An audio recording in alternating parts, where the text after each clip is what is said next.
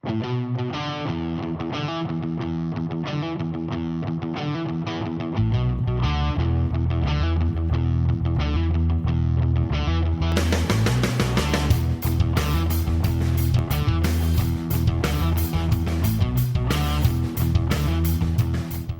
for joining us here on the Roadrunner Review, the 30-minute magazine show that features Metro State sports and their house in the past month.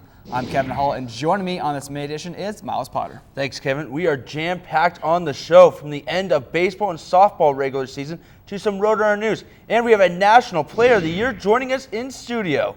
Do we? I hadn't heard that one.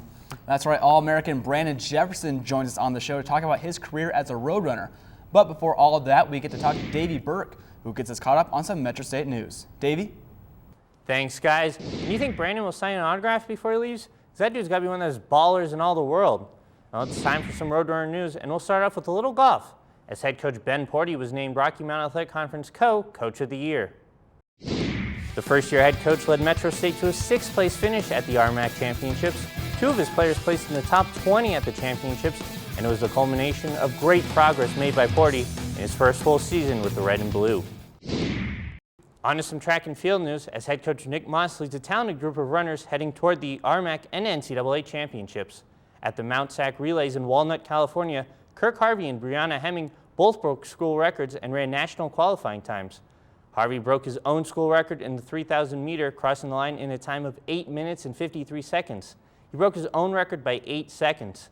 Hemming crushed her own mark in the 1,500 meters by 10 seconds, completing the race in 4 minutes and 25 seconds. The RMAC Championships will take place in Alamosa on May 4th through the 6th, and the team will head to Raleigh, North Carolina for the NCAA Championships on May 22nd through the 24th. Back to you guys, and make sure I get a selfie with Brandon before he leaves. Thanks, Davey. You know, it's great to see Ben Porty have his team poised for such success for future seasons to come. Yeah, absolutely. With rising stars like Danny Look, they're going to be good next year. Should be fun to watch them on the course. But let's get to the softball team, who started the month of April on a 3-game winning streak. They took on Fort Lewis at home to try and make a strong run at that regular season conference championship. If you like defense, then this was the game for you. Aubrey Mall on the mound. She gets the pop-up. It's heading foul. And then Chelsea Brew and the fence are properly introduced for that gem. Great play by the junior. Skyhawks in the field now. Katie DeGuero trying to move the runners over. Pops it straight up in the air, and then Chelsea Rodriguez flies into the shot to make the grab. She then doubles up Brew to end the inning. Fort Lewis jumps on the board first. Giovanna Rios crushes this pitch over the right field fence to grab a 1-0 lead. Metro answers back. Kaylin Harmon sends this dribbler through the infield and into the outfield all the way to the fence to score Danny Sendell to knot the game at 1. Then Mary Towner brings in Harmon on this double, and she dives just a bit earlier. She crawls her way to the 2-1 lead and the eventual win. Game 2 of the series, and Cassidy Smith was great on the bump for the home team. Here she helps her own cause on defense. She went a full 5 innings, giving up just 1 earned run. Full 5 innings? Someone got run ruled. Hillary loops the single to bring home Sendell. Then Towner sneaks his single through and scores Harmon. Brew is up, and she says enough is enough with his singles and jacks a 3-run bomb to lead her squad to the 9-1 win over the Skyhawks. The following weekend, the Roadrunners welcome College School of Mines to Area Field. In the first inning, Cassie Ford gets all of this pitch to put the Orediggers up 2-0. In the bottom of the first, Kaylin Harmon says, "I can do that too." She blasts a 2-run shot to even the score.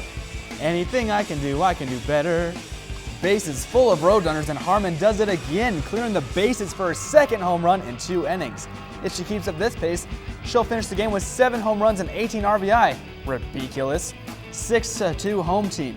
Mines would get it within 2, but Metro, they score 6 runs in 3 innings and take the 12-4 run rule victory. Final home game of the season, and it was senior day for Kelsey Tillery, Danny Sendell, and Aubrey Mall. On to the game, and Harmon continues her hot hitting, goes yard again, gives her team the early 2-0 advantage. Gianna Duncan sends this pitch all the way to the fence, scoring 2 runs. Melissa Marshall trying to make it third, but she is gunned down at the plate. Mines goes up 3-1 after 3 innings. DeGuero gets into the home run fun, connecting on her second long ball of the season. Then it's Harmon who keeps the ball in the park this time, brings home another run. The junior drove in 11 runs on the weekend. Roadrunners roll to a 9-4 win. So exciting to see our softball team atop of the RMAC, and hopefully they can continue that hot streak going into the conference tournament and the NCAA tournament. Well, they do have two of the top pitchers in the conference, and they should take them a long way. Now let's check out how our baseball team is doing heading down to the stretch of the regular season. The Roadrunners took on Colorado Christian at home, and this was a wild back-and-forth affair. Mitch Gibbons singles home Danny Westerberg to put Metro up 1-0 in the first, but then the Cougars pounce right back. Pierce Richardson doubles down the left field line, and CCU takes the lead at 2-1. Gavin Purvis sends this pitch into orbit in the fourth inning, and he helps his team retake the lead at 4-2. Richardson loves facing Metro pitching and goes yard for a 3-run shot, 5-4 advantage Cougars. Over the next 3 innings, the home team scores up 4 runs to snag the lead back and take the 8-6 win in Game 1 of the series. The team then took on Adams State at home, and it was senior day for 5 runners who enjoyed a great weekend of baseball. It wasn't a great start for Metro, though, as the Grizzlies started out with a 5-1 lead. Dylan Bogle jacked a 3-run bomb off of Patrick Gogin in the first inning. Runners would rally, scoring 4 runs in the 5th to tie the game at 5. Daryl Baca powers this pitch over the left field wall for a 2-run job and gave the home team the 7-5 lead. Metro State would tack on 2 more and take the game and the series 3-1 over Adams State. Well, even though they didn't get the result they wanted this season, it's still going to be interesting next year because all the seniors are going to be ones that Coach Otis recruited himself. Yeah, Daryl Baca included and going to be one of those seniors, and hopefully they can reach pinnacles they haven't reached here at Metro in a long time. All right, well, still to come on the show. One of the top men's basketball players to ever step on the court joins us in studio to talk about his career, his top moments, and how he became a man right here at Metro State. Brandon Jefferson is with us next on the Roadrunner Review.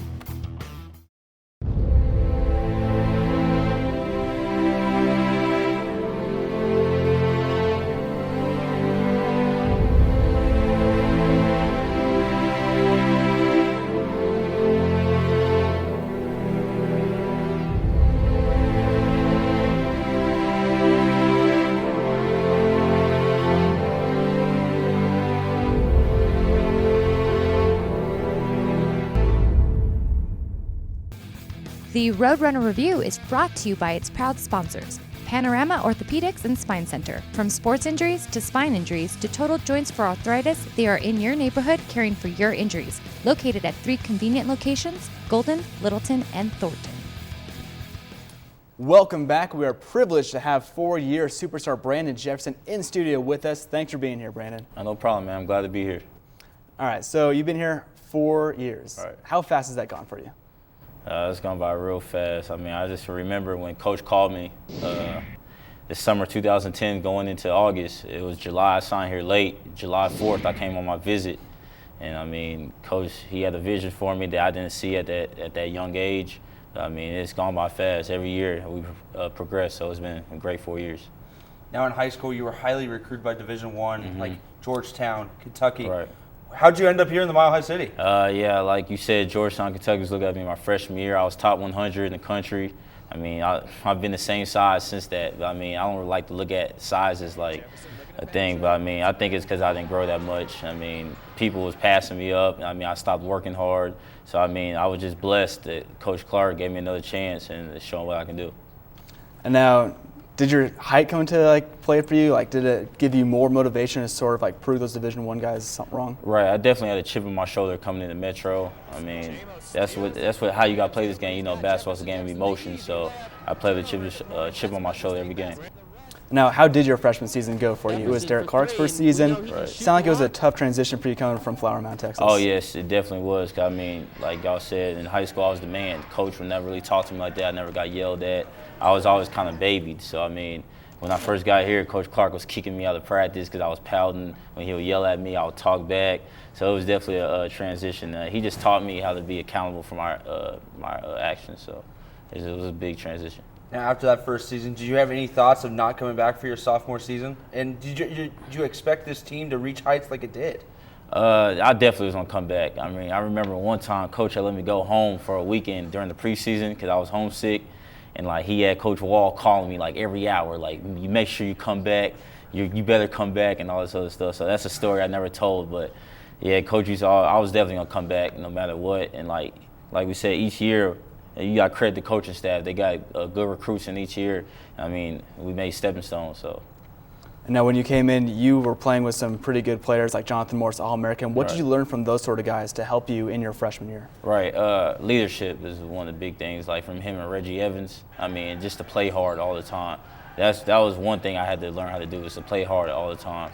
I had to get in shape, do that, and do this. So just leadership, that was really what I learned from him. And what was the most important thing that you learned from your freshman year going into your sophomore year? I mean, just that. I mean, if I want to play at this level, I'm going to have to play on the defensive end. I mean, offense will take care of itself, but I had to bring in on defense every game. And now, how much do you pride yourself on that? I pride myself a lot. I mean, because I want to make it to the next level. I'm probably about to go. I'm going pro, so I mean, people gonna look at me 5'9". He's gonna be a liability on defense. So I had to bring on defense like Patrick Beverly for the Houston Rockets. So that's something I look up to. All right, well, we are just getting started here with Brandon Jefferson, so come on back. The All-American guard will tell us how head coach Derek Clark played a huge role in his maturation process, and Jefferson will give us the inside stuff on how his senior season may have been the best season in Metro State history. We're coming right back.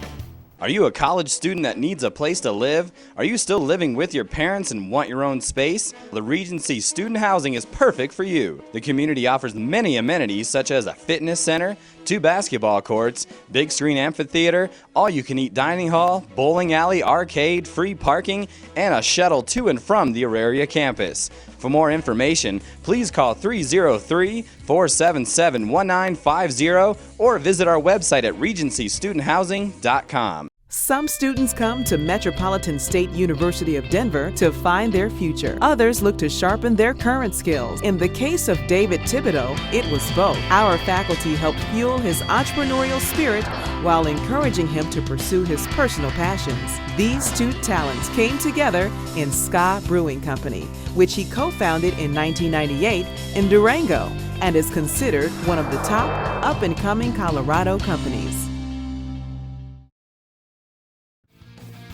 The Roadrunner Review would like to thank its sponsors, Jason's Deli. Real food is fresh, higher quality, more flavorful, less processed, and naturally better tasting. Get real food at any Jason's Deli location. And the Boulder Broker Inn, a proud partner and preferred hotel for Metro State Athletics. Thanks for coming back. We're here with Brandon Jefferson, men's basketball All-American guard. Now, Brandon, we know head coach Derek Clark has been a big influence on your life. Right. What has he shown you on and off the court to make you a better player and a better guy? This accountability. I mean, he's definitely become my role model these last 4 years. He's been like my second father. And Miss Elaine Bex, who works in the admin, she's been my mom here. So, I mean, the Coach Clark, he's just taught me how to be accountable, good character, and, I mean, just conduct myself professionally on and off the court. And now, how tough has it been playing away from your family, especially your mother? Yeah, me being a mama's boy, it's been hard. I mean, she came out to a couple games throughout my 4 years here, but I mean, she gets nervous watching my games. So even in high school, she'll hide behind the doors when we watch the game. She'll just ask how I did at the end. Now, the next 2 years, your team would achieve something magical, making runs to the Elite Eight both 2 years. What has that been like for you? It's been amazing. I mean, I just wish we could have got 2 championships in a row. I mean, that would have been like 2 seasons for the record books. And, like, I just wanted to look at myself as the best player to ever come through Metro. So I feel like I could have done a little bit more to get those 2 championships. And now you pride yourself on defense. When you guys played West Liberty, they came in averaging 104 points. Right. You held them to a single field goal in the first 10 minutes and eventually hold them to 76 points. Right. Talk about that performance there. I mean, you know, they're a high-scoring team. All of them can shoot the 3. I mean, we just wanted to make the game hard for them. We knew nobody in that conference would play defense like we had. So, I mean, we jumped on them and we got them back on the heels, and we just kept the momentum going throughout the game. Now, what was your feeling like after that final bell in West Liberty? It was an amazing feeling. I mean, I feel like that was a championship game. I mean, obviously, we lost a jury by 1, but, I mean, that West Liberty game, that's a game for the ages. Now, let's talk about that jury game. I know it's tough to talk about still, but 1 point, I mean, what did it feel like for you guys to play in a game to that magnitude? Oh, it was amazing playing at Atlanta Hawks Stadium. I mean, it was amazing. There's a lot of people there. I mean, even though we didn't get the result we wanted, but it was a great experience. It carried over. It helped us for this past season. But I mean, it was great. So, and what was the offseason like for you coming off that national championship Right. loss, going to the next season?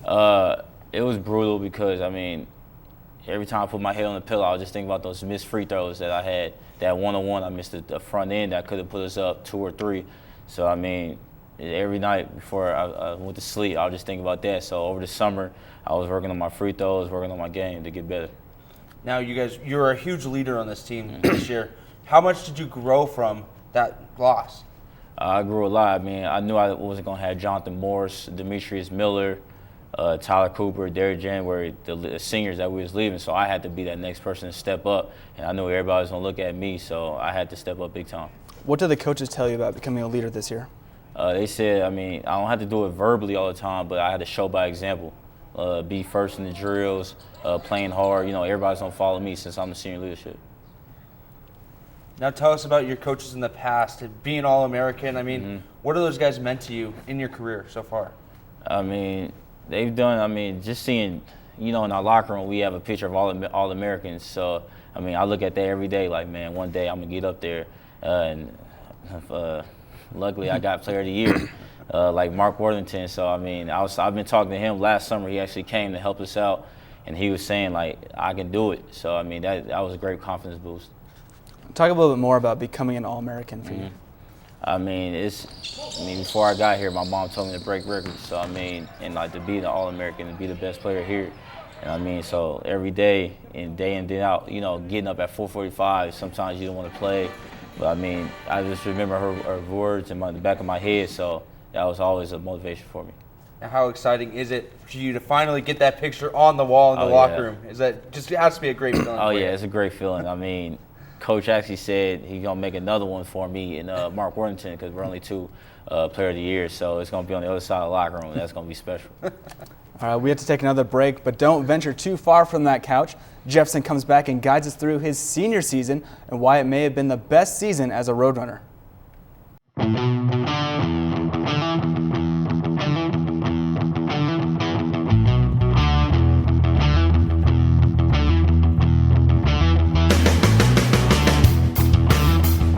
Metro State Roadrunners, one of the most successful Division II programs in the nation. 6 national championships. 65 conference championships in the RMAC. 248 All-Americans. The season is almost here, and admission is free for all students. Great prizes will be handed out at select games, so make sure you're in the crowd.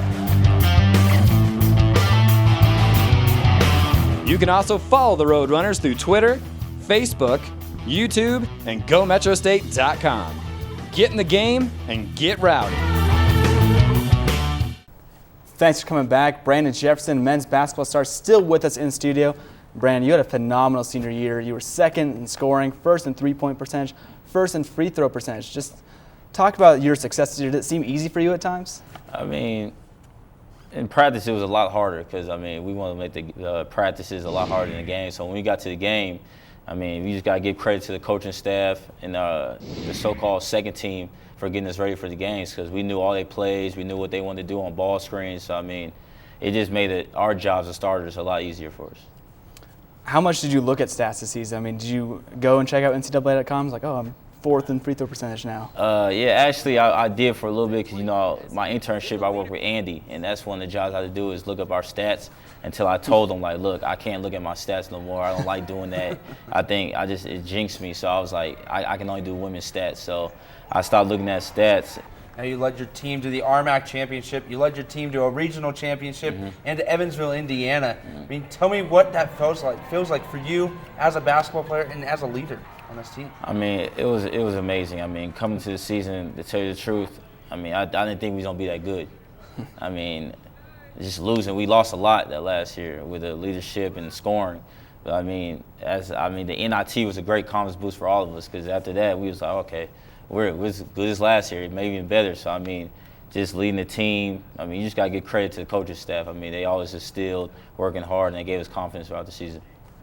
So coming to that final game, coming up 1 point short, Right.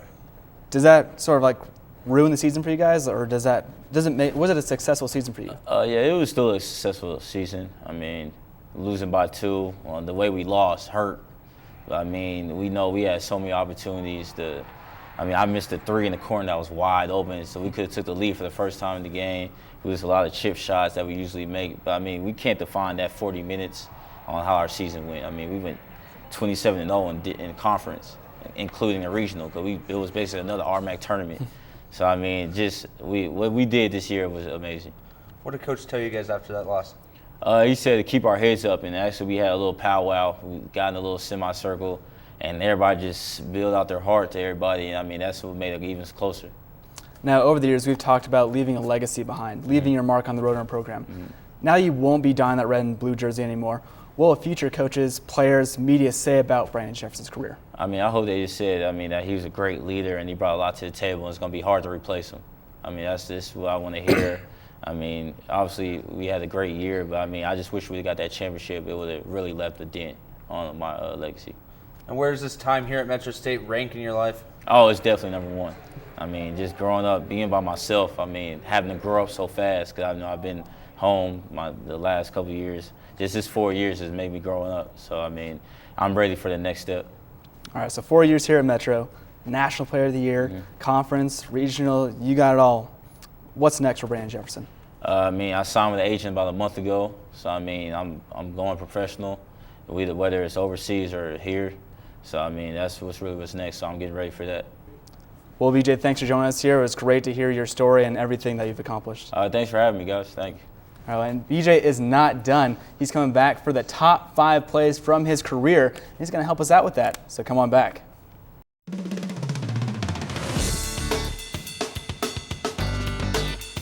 I love learning. I believe in service. I am full of passion. I embody sportsmanship. I trust in my resourcefulness. I like balance. That's why I chose Division II. We know you want family-friendly sporting events. Sporting events where you can be comfortable and entertained in a positive environment. Watching great individuals and teams compete. With commitment, effort, and good sportsmanship. That's what the Division II Game Environment Initiative is about. Be a part of the excitement and find out why. These student athletes say with pride, I chose Division II. Final bell here on the Roadrunner Review, and now we bring you the top 5 plays from Brandon Jefferson's illustrious career. As a bonus, he's going to tell us what's going through his mind as the play is happening. You ready? Oh, yeah, I'm ready. Let's do it. You always are. All right, let's go.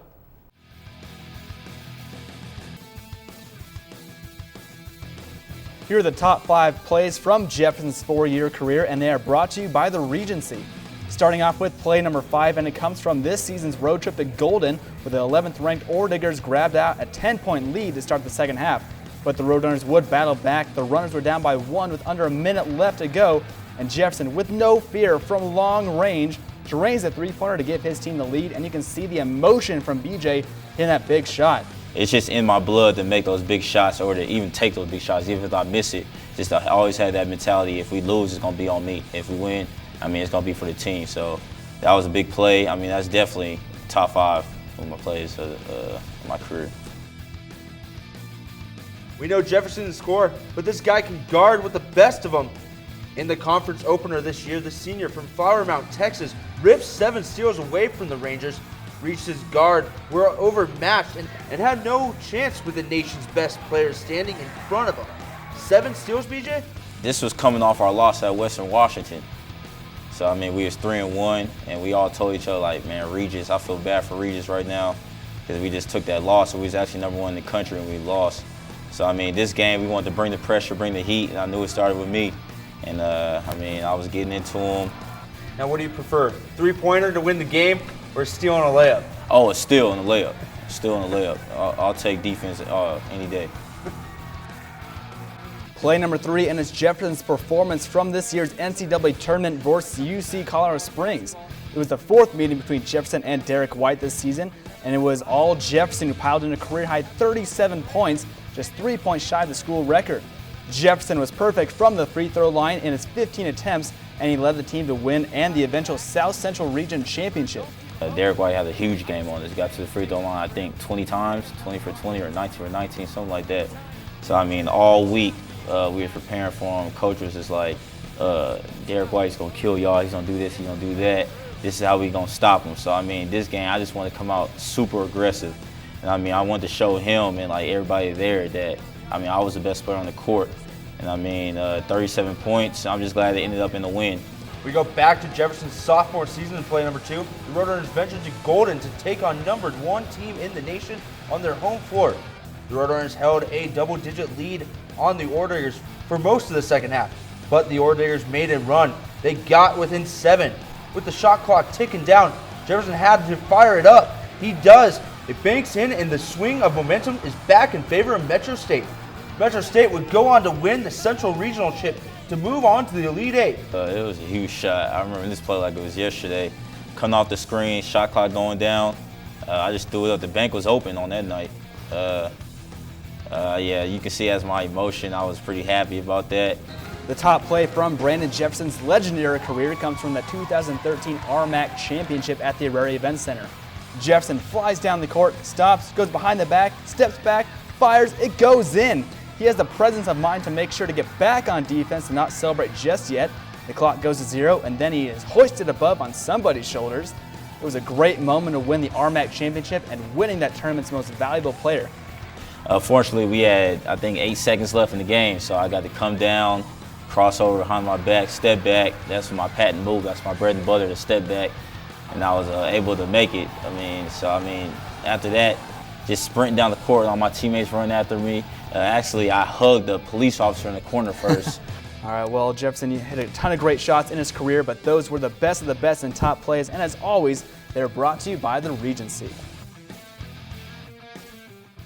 Well, BJ, I want to thank you for taking the time out of your busy schedule to come and join us on the show, and best of luck to you in your future endeavors. Thank you very much. I had a blast staying on the show. Thanks to BJ and the audience for tuning in, and make sure you check out us next month for more Metro State high-flying action. For Miles Potter, Brandon Jefferson, Davey Burke, Eric Lansing, and the entire Roadrunner Review crew, I'm Kevin Hall. We'll see you next month.